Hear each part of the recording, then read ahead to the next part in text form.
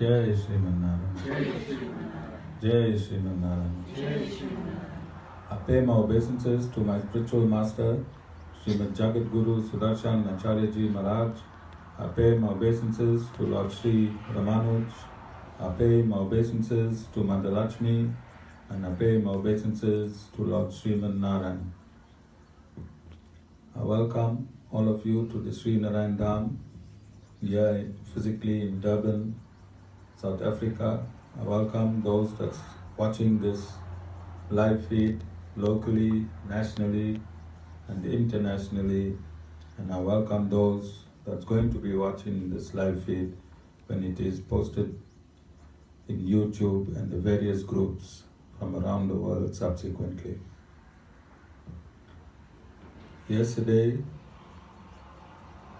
was a great day in Sanatana Dharma.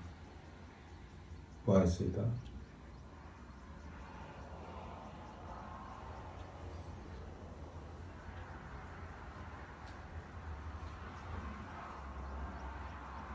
Now I can't even have normal water with Sita around.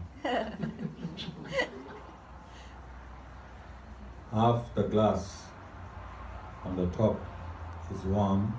I don't know how she does it. Half the glass in the bottom is cold. Alright? And this is because Sita has been catching it from the time she came here, because the Guru told her that she went into a fake university. So now it's revenge time. Early morning she gave me a juice mixed with God knows what. I wish Lord Narayan gives my health back very, very soon. I don't know those of you that's been in school, and when you saw that man and you'll hid, you'll remember that man, and we had to hide. Well, I hide when Sita comes to the ashram. I don't know what's going to happen to me next. Okay, Sita? Why was yesterday a great day in Sanatana Dharma?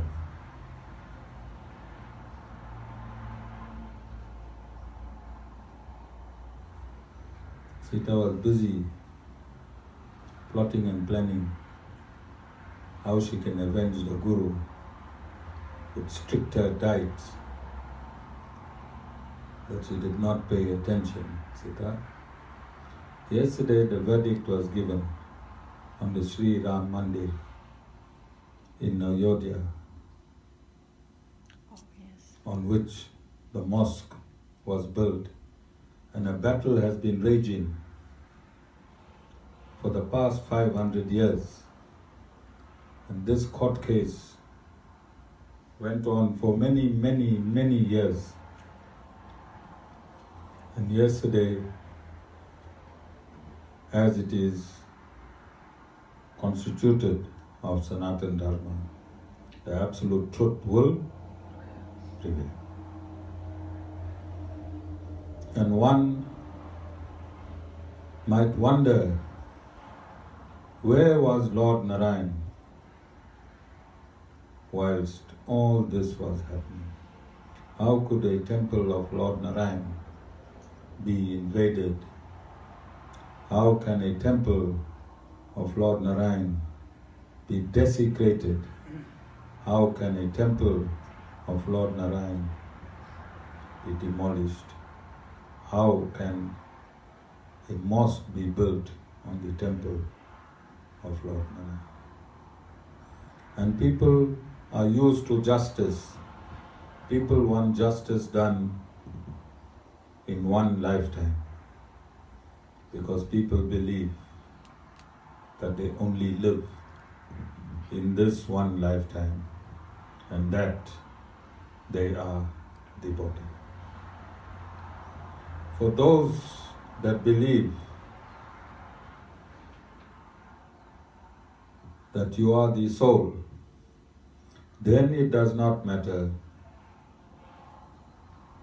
how long it takes for the absolute truth to prevail. It does not matter how long it takes for the absolute truth to prevail. As the soul takes on another body, at the end of this body, when the karma for this body is depleted.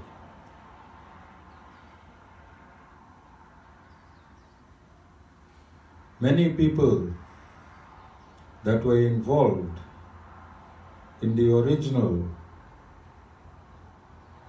episode, the very first episode of when this temple was taken by Babur, many would have been reborn to continue fighting the battle over the period of 5 years, from both sides. Those that were against and those that were for would have been reborn as per their karmas, and they would have been involved in this huge battle for supreme justice. Even in recent times, we have noticed historians and political parties, opportunists, that took this episode and in a perverted way they placed their false arguments to suit a particular agenda. Notwithstanding everything else, Sanatana Dharma has once again proven its might that it is eternal.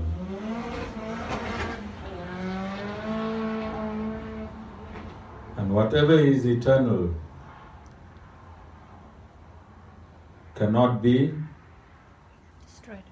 destroyed. Sanatana Dharma showed through 1,000 years of invasions in India, brutal invasions, where millions and millions of people were brutally killed. The Vedas still pop up through great sages and saints, unhindered.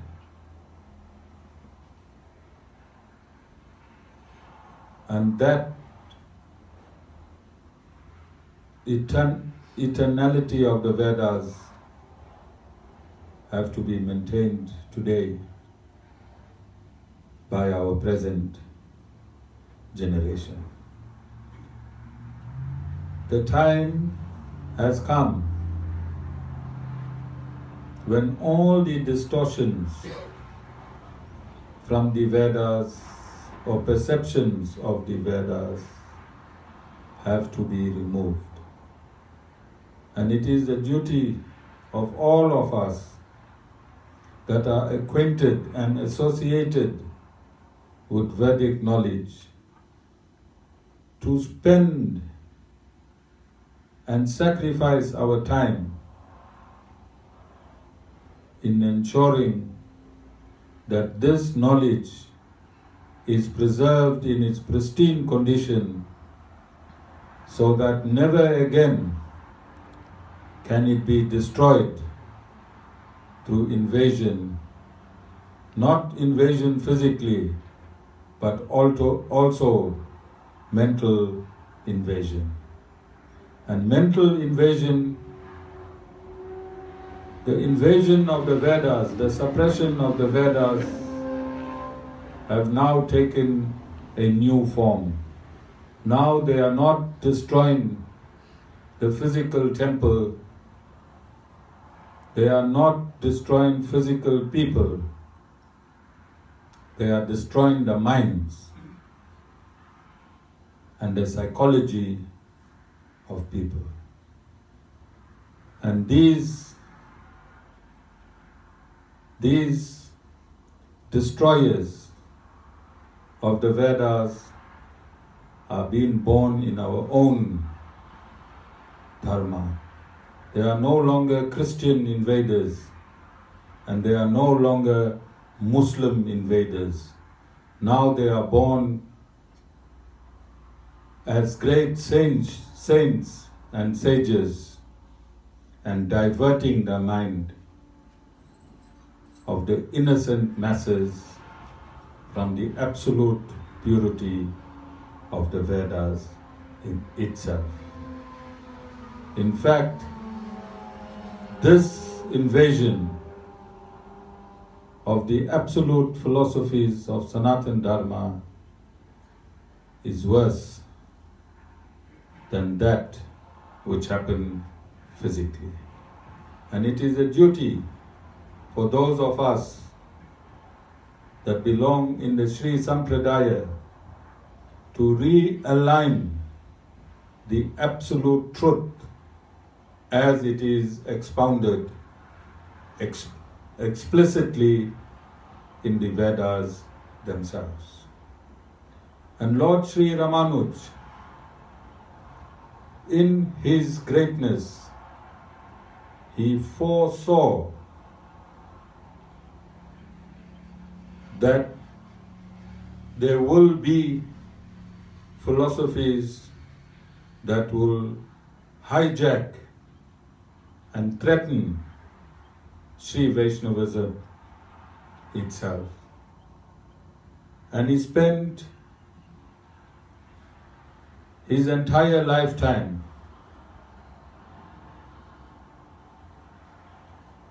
ensuring that this great absolute truth of God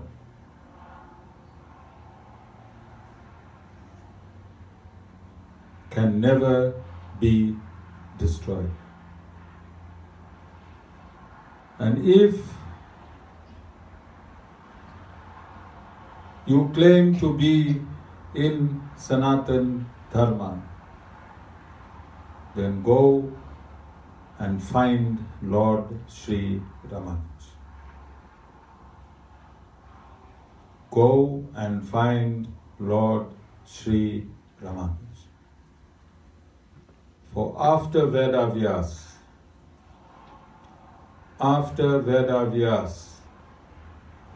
the only other saint of note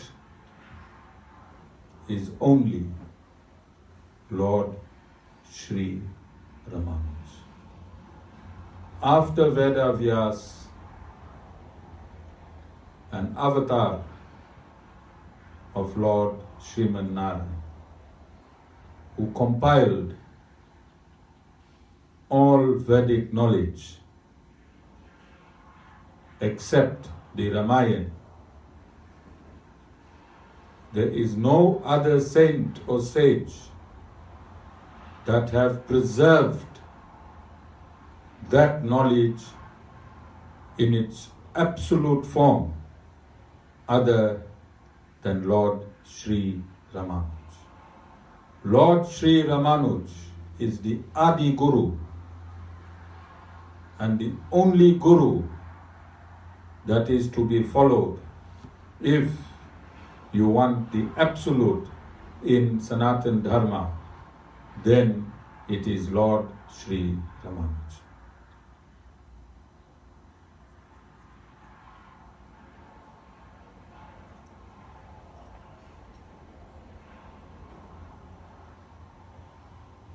The Supreme Personality of Godhead is absolute.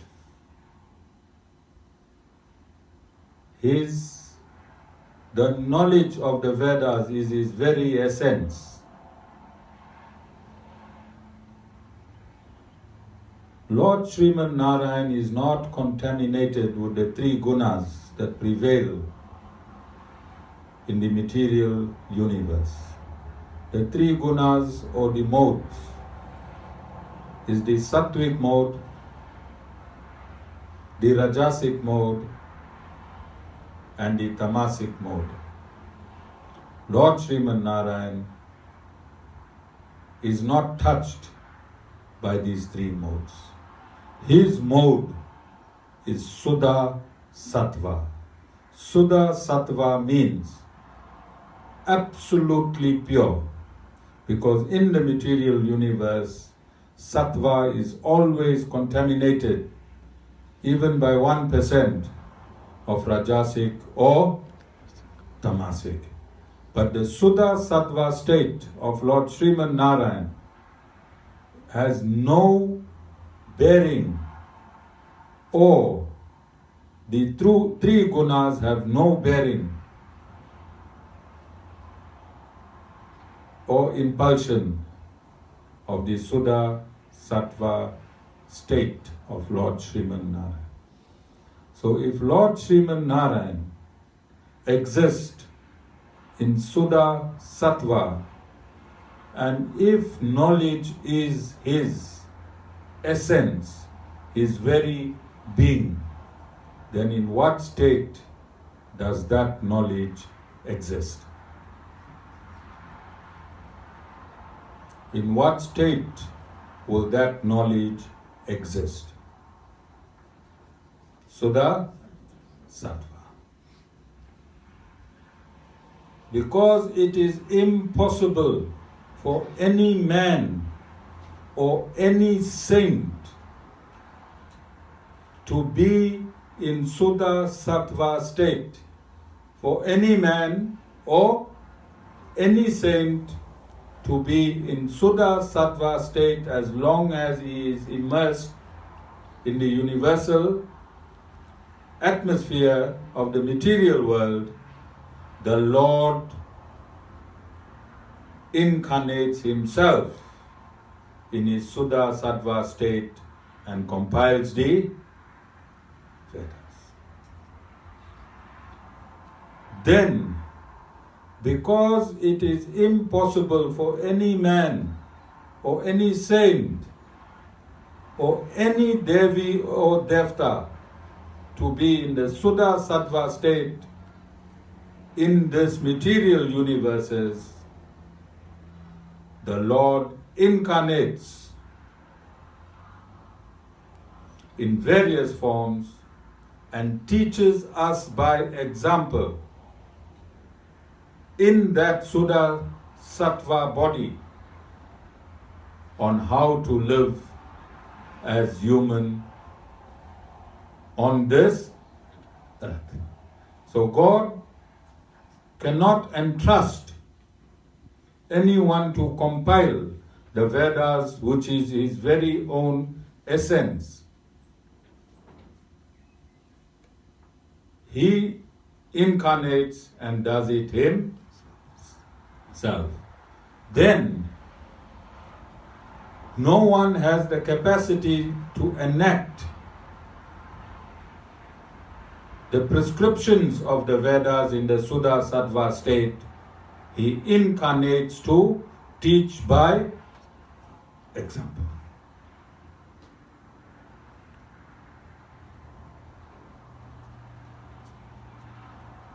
Lord Sri Ramanuj, Lord Sri Ramanuj compiled the Brahma Sutras, the Brahma Sutras, the Vedanta, Vedartha, the Vedanta Sangraha, Sangraha, the Vedanta Sangraha. He compiled the Vedanta Sara, as I've explained to you previously, that when Mother Saraswati, when he was in the presence of Mother Saraswati in Kashmir, and the king wanted him to explain his stand, he overnight wrote the Vedanta Sara. Then he wrote the Vedanta Deepa. And then he wrote the Vedanta Sutras. And the Vedanta Sangraha is a brief but comprehensive, rock-solid performance in explaining the Upanishads. There has not been a saint born to this date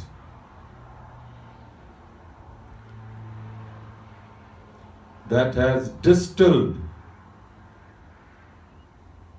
the Vedic injunctions in its absolute purity for mankind, other than Lord Sri Ramanuj.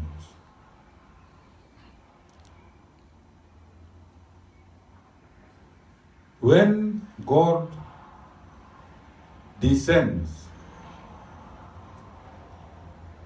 the descension of God, Lord Sriman Narayan, is called Avatar. Avatar means God's descension. God descends. Avatar means God descends. From where does God descend? From the spiritual dimension into the material dimension. From the spiritual dimension into material dimension. The word descend, I want you to underline it. Underline the word descend. Who descends? Lord Narayan descends. When he descends on this earth,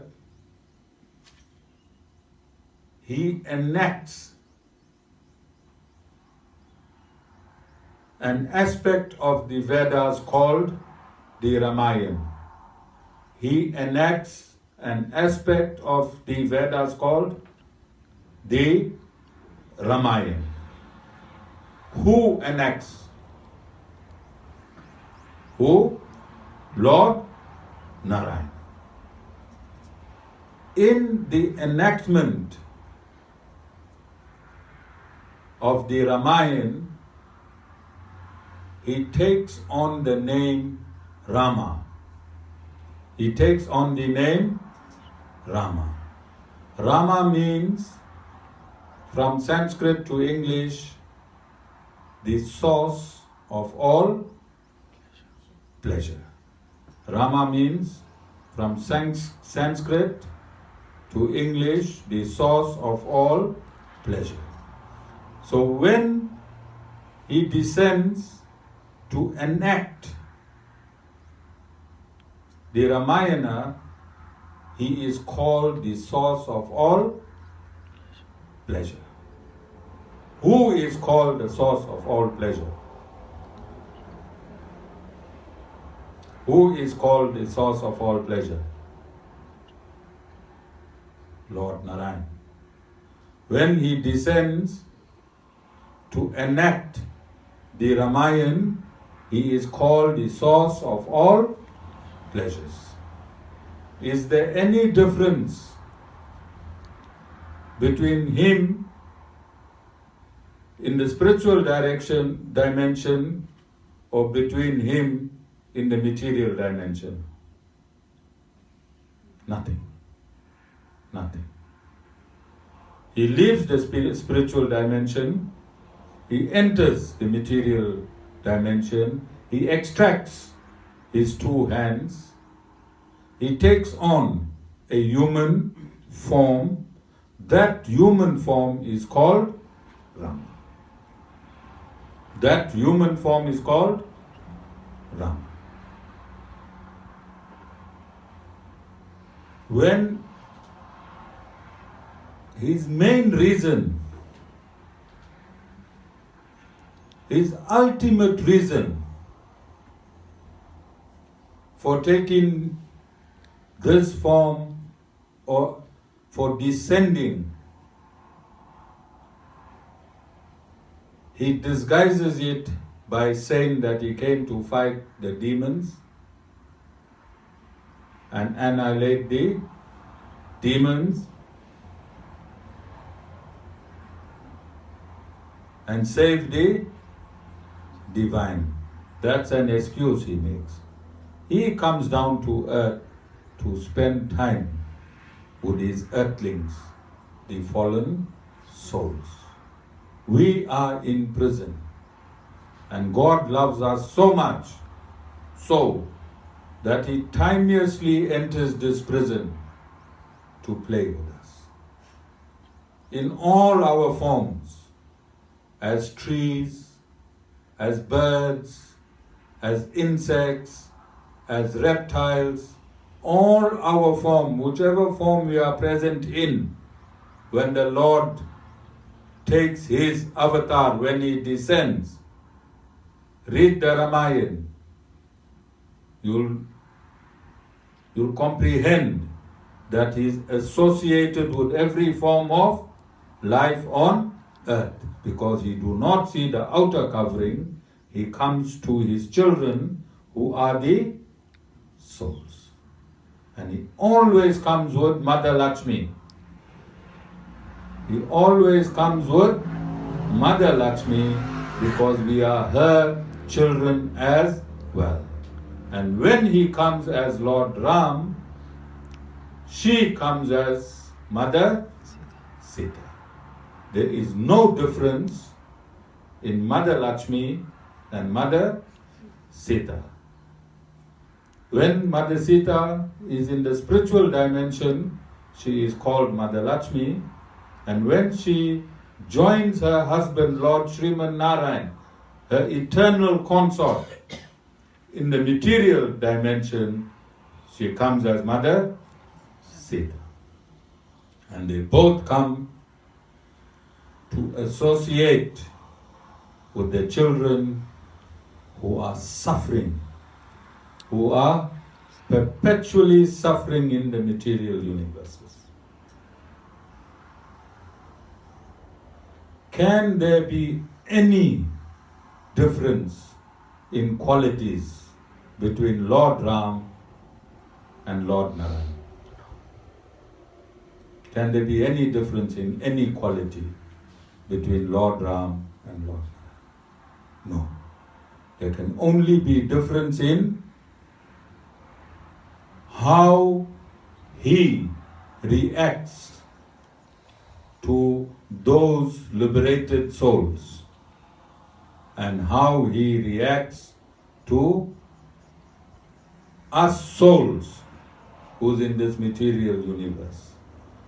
Those souls know him up there. Those souls know him up there. These souls does not know him. They do not even know themselves. They do not even know themselves, let alone knowing him. That is the only difference. That is the only difference. And he descends. He descends. And in every descent of his, millions and millions of souls leave when he leaves. Millions and millions of souls leave when he leaves, whether they are divine or non-divine. When you're touched by Lord, you become immediately liberated. Immediately liberated. Similarly, Lord Narayan descends at the end of Dwapara Yuga. At the end of every Dwapara Yuga, Lord Narayan will descend, and that descending, that form that he takes, is called Krishna. Lord Narayan, when he comes into the material dimension, when he extracts his two hands, and when he takes that human form, still in his Suddha Sattva state, he is called Krishna. Krishna means all attractive. So when Lord Narayan takes the form in Ramayana, he is called the source of all pleasure, and when Lord Narayan takes his descent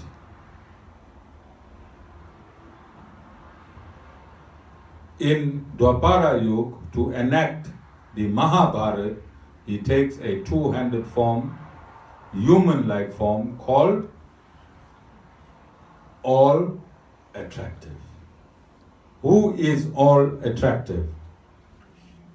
Lord Narayan. Lord Narayan is all attractive. He is called all attractive when he descends to enact his pastimes in the epic called Mahabharata. And in that time he reveals the Bhagavad Gita, and this Bhagavad Gita is the summary of all Vedic knowledge to be used in Kali Yuga, because man does not have time for himself to feed his stomach, to feed the stomach of his family. How will he have time to learn the 4 Vedas, the 108 Upanishads, and the 6 Puranas? And the 6 Puranas.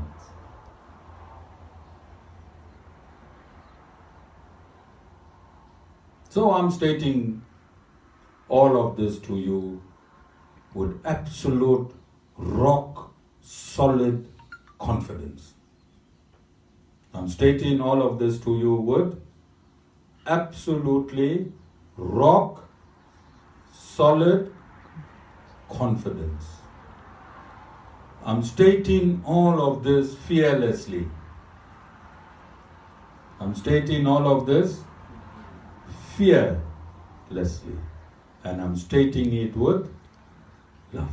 I'm stating it with love. Why?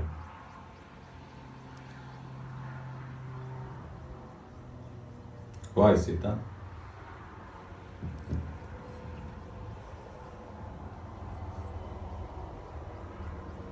How can I state all of these things? What gives me the impetus to state all of these things with total confidence? It's the absolute truth. How do we know it's the absolute truth? It's from the scriptures. Because Lord Sri Ramanuj spent 60 years aligning this truth, so that 1,000 years later,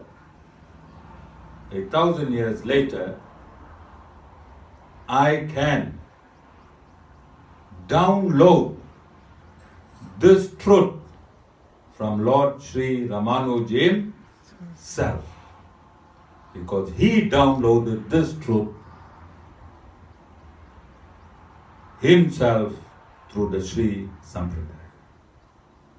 And all I am doing is downloading this truth from Lord Sri Ramanuj himself. And he did not create this truth.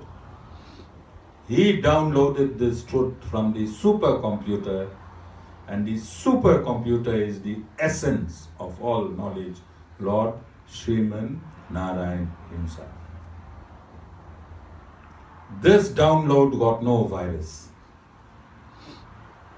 This download got no virus.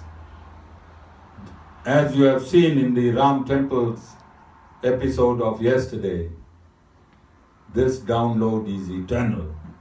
It is here to stay. This download of Lord Sri Ramanuj was not made popular by pop artists.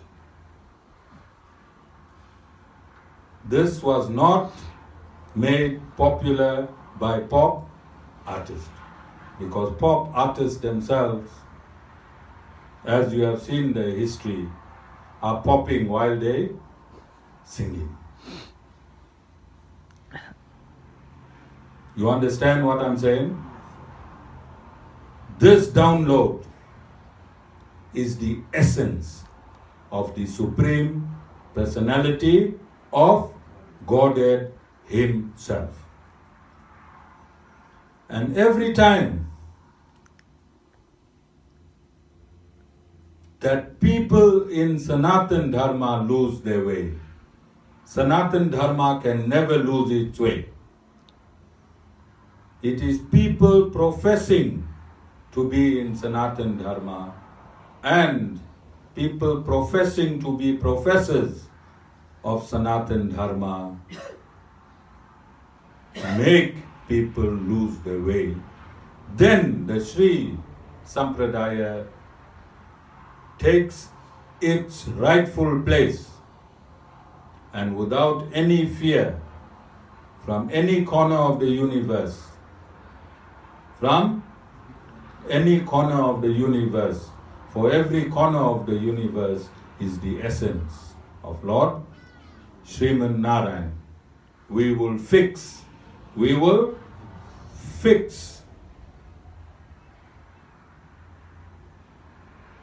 the damage that is being done to Sanatan Dharma. And how will we fix it? With knowledge. What type of knowledge, Rishi? Absolute knowledge. Rishi only knows the word spiritual.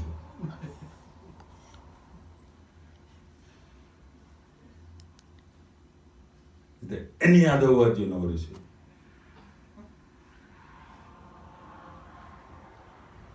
Absolute, Rishi. What knowledge? Absolute knowledge. Absolute knowledge like yesterday's Vedic. Absolute knowledge revealed the absolute truth. And those were great people. People that lost their lives for that absolute truth. And that absolute truth in dimension is only 2.7 acres.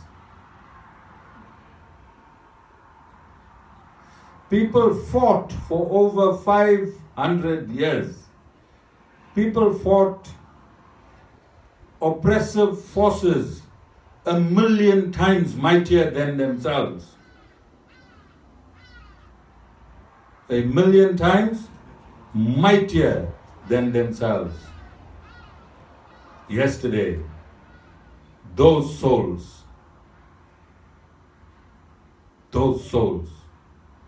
have achieved.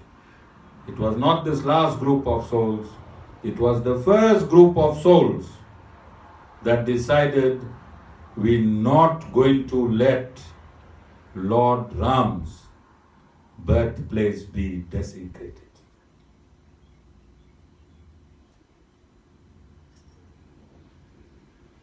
Now they are desecrating Lord Ram's temple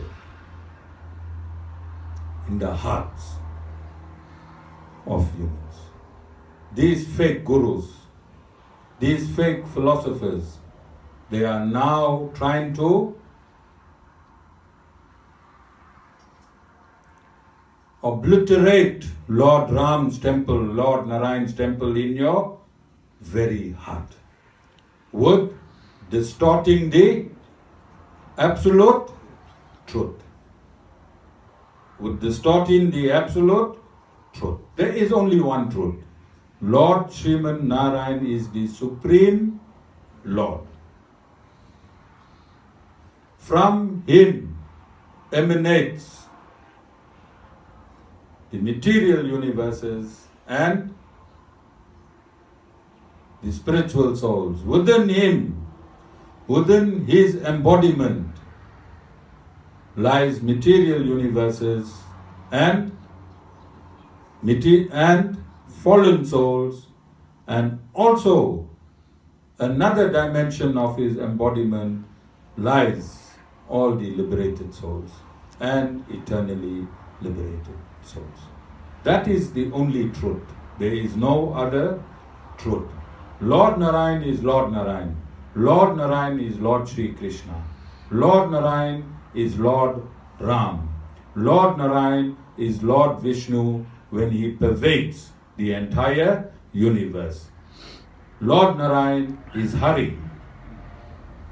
Lord Narayan is Hari when he sits as Paramatma in your, not in your heart, in your soul. Lord Narayan sits in your soul. Lord Narayan sits in your soul. All of you, many of you, today I had Srini Bhai's sister here for the first session, alright, private session. And she said, through the trauma caused in a children's life, they have lost the belief in God. And it is twofold. Had they been taught from childhood through Gurukul Srini that Lord Sriman Narayan sits in the soul, this scenario would not have presented itself. And I told her, don't worry. Your children are not the only one that are not believing in God. I myself was an atheist for over 2 decades of my life. A thoroughbred atheist. I myself was an atheist for over 2 decades of my life. Do not worry. Do not worry. Understand it is a mindset at this given time by facts provided at this given time. If somebody sent me to Gurukul when I was born, I would not have wasted 2 decades of myself being an atheist. You understand? All of you understand? Sita, what do you understand? Are you plotting to give me something dangerous after the discourse? Because I see all my meals are coming from Sita. She's a bully in the kitchen. He must have this. And Mataji is saying, Sita, I'm with this man for all my life. He does not listen. And she said, Mataji, I'll go give it to him. Look, Anita. Boiling water. Is that lemon? Only God knows, Lord Narayan knows.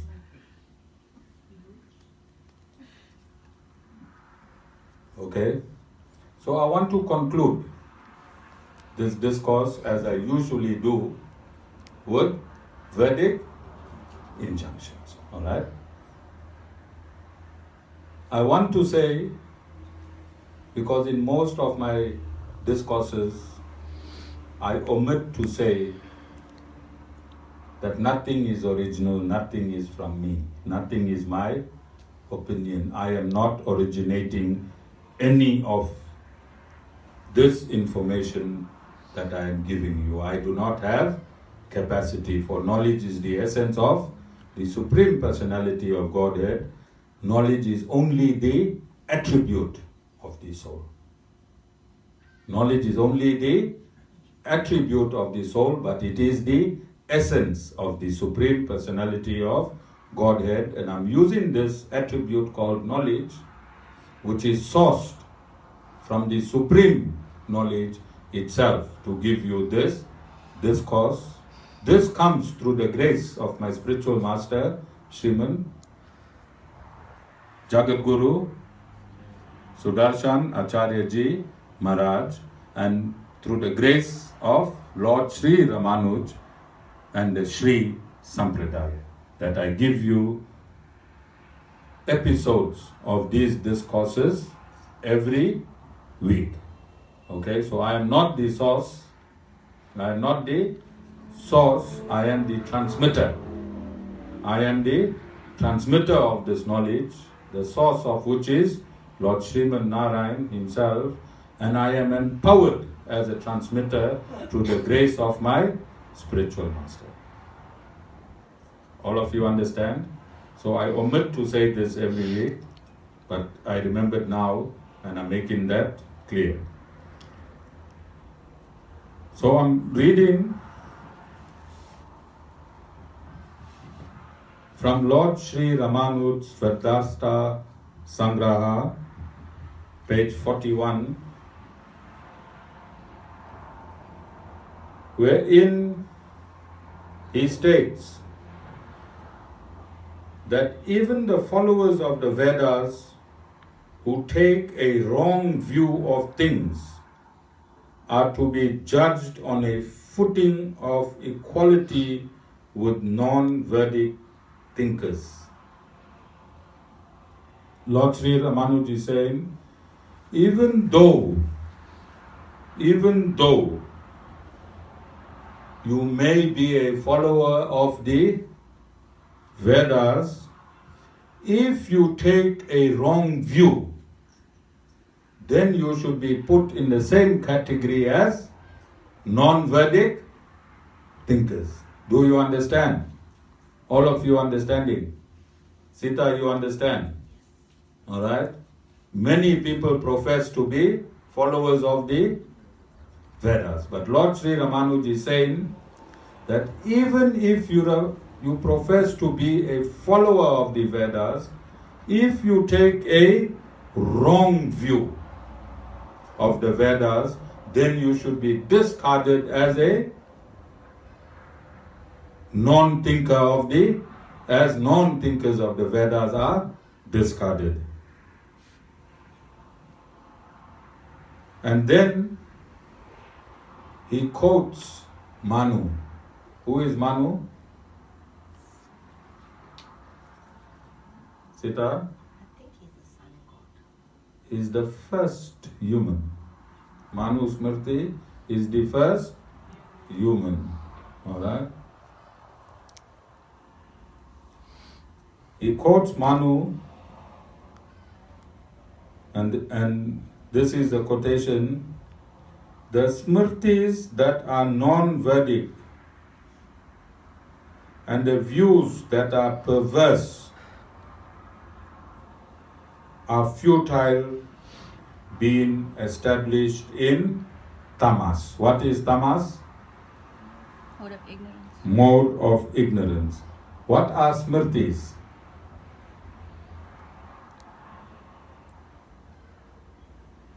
This is spoken. Yes. Smritis are authored by those who have read the Vedas. Smritis are writings, authored works by those who have read the Vedas, those that realized the Vedas. Their smriti will always be in accordance with the Vedas. In its Suddha Sattva state, those who have not realized the Vedas will make their own purport and interpretation of the Vedas. They will make their own purport and interpretation of the Vedas. And he says, views that are perverse are futile. They are being established in tamas. That means views that are in contradiction to the Vedas. Although they read the Vedas, then when they author works that are in contradiction, then they are to be taken as in the mode of ignorance. And anything in the mode of ignorance, you must reject. You must reject as false immediately. Anything, any scripture that's in the mode of tamas, you must reject as false.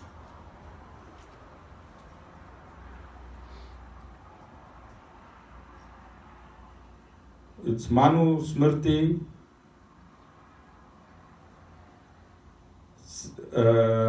chapter 12, 96. Chapter 12, 96. And then he quotes quotation. Okay? Vishwadhar, I'll send him a copy of this. He gets confused sometimes because he said I keep jumping off in my explanation in between a quote, and I don't blame him, all right? So I will send him a copy. Only those, and Lord Sri Ramanuj explains, only those who have sattva uncontaminated by rajas and tamas as their innate propensity have a taste for the Vedas and an understanding of the real contents of the Vedas. This is Lord Sri Ramanuj's statement in the Vedanta Sangraha. And then he goes on to say, the Matsya Purana accords with this proposition, and then he quotes. He quotes the Matsya Purana and he says, there are 4 categories: the mixed, the sattvic, the rajasic, and the tamasic.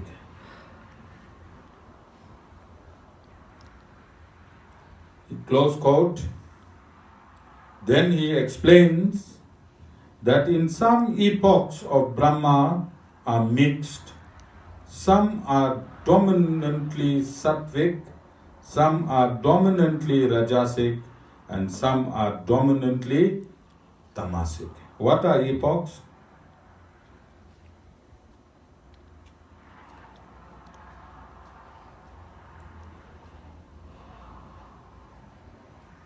The life cycle, the time cycle, the time cycle. 1 day of Brahma is 4.320 billion years. In that time cycle, sometime he is in Satagun, sometime he is in Rajogun, and sometimes he is in Tamogun. Lord Sri Ramanuj continues, after this classification of epochs, it is stated that Brahma, dominated by the predominant quality of each epoch, proclaims the greatness of principles that correspond in quality to the epoch in question and to his own dominant propensity in that epoch. Okay, to explain, if he is in tamas, his mind will be impelled by tamaguna, and all that he says will be governed under the umbrella of tamagun. And the same for rajogun and the same for satgun. Alright? And then he quotes, in the various Puranas produced in the past by Brahma, deities have been praised corresponding to the dominant qualities of the epoch of production. Then Lord Sri Ramanuj explains, the principle is more specifically laid down in the following verses. And I quote, in the epochs of tamas, the greatness of Agni and Shiva is praised. In the epochs of rajas, the greatness of Brahma is praised. And he gives a reference to the Matsya Roman L. Anyone knows what Roman figure L is? 50. Huh? 50. Okay, so it will be chapter 53. Chapter 53, verse 68 of the Matsya Purana. close quote, and then open quote again. Then in the epochs of Sattva, the still greater greatness of Hari is praised.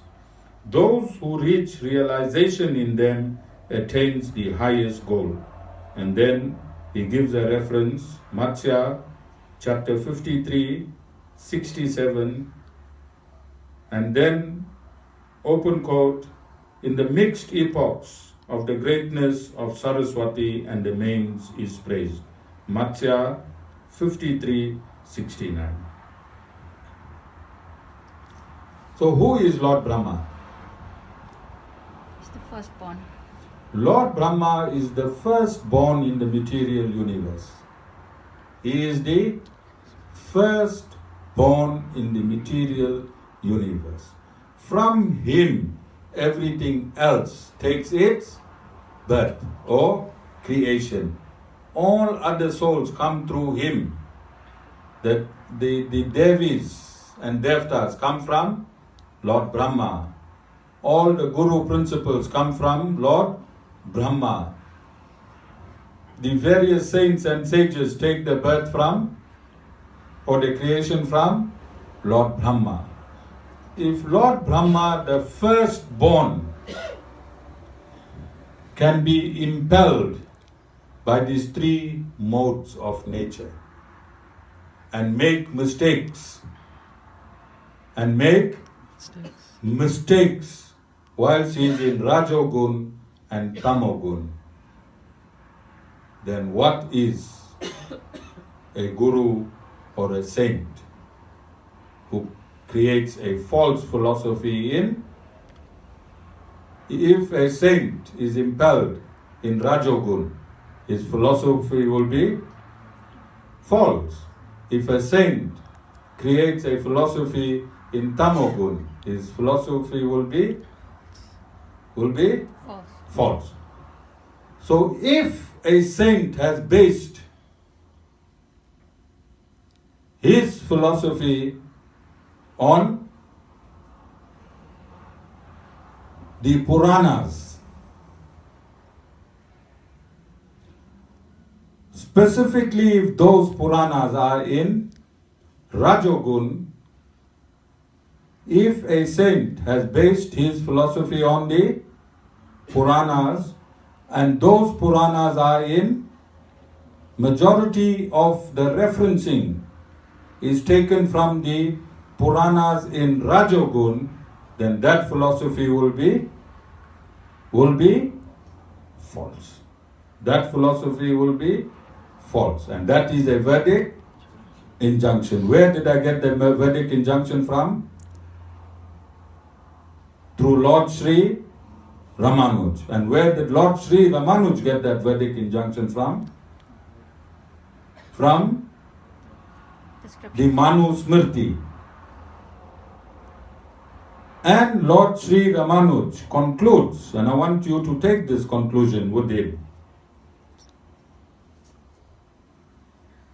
He states, the philosophical approach developed herein is one that has been presented by the Vedas, whose import has been clearly revealed by the ancient commentaries on the Vedas and Vedanta, and has been unanimously adopted by the great ones like Bhagwan, Bodhayana, Tanka, Dramida, Guhadeva, Kabardin, and Bharusi. By this, the extra Vedic schools of thoughts, like those of Karvaka, Sakya, Alukya, Aksapada, Sapanaka, Kapila, and Patanjali, along with the schools of some followers of the Vedas whose vision is perverted, are refuted. What is this conclusion? Lord Sri Ramanuj synthesizes the whole Vedas from end to end, top to bottom, bottom to top, right to left, left to right. He finds it as one coherent knowledge, one coherent knowledge without any contradiction. He has not chosen one part to suit him and has rejected the rest of the Vedas. And this is happening from the very first disciple of Veda Vyas. Bodhidharma is a disciple of Veda Vyas, and Lord Sri Ramanuj is stating that what he has presented to us today, what I am expounding to you, is coming from the very first disciple of Veda Vyas, who is the compiler of Vedanta and who is an avatar of Lord Sriman Narayan. Do you understand the link? That this knowledge is in its absolute purity. And he has already kicked out 1,000 years ago all these fake philosophies which have sprung up now 30, 40 years ago, 50 years ago, 80 years ago, 100 years ago. They were there in his time. And through the Vedas, he has already rejected it. Then he went around India and he made India understand his rejections. But now, over time, ignorance has encroached man's mind over the 1,000 years, and these pop gurus, through the pop stars, have created some popped up philosophies which is about to pop.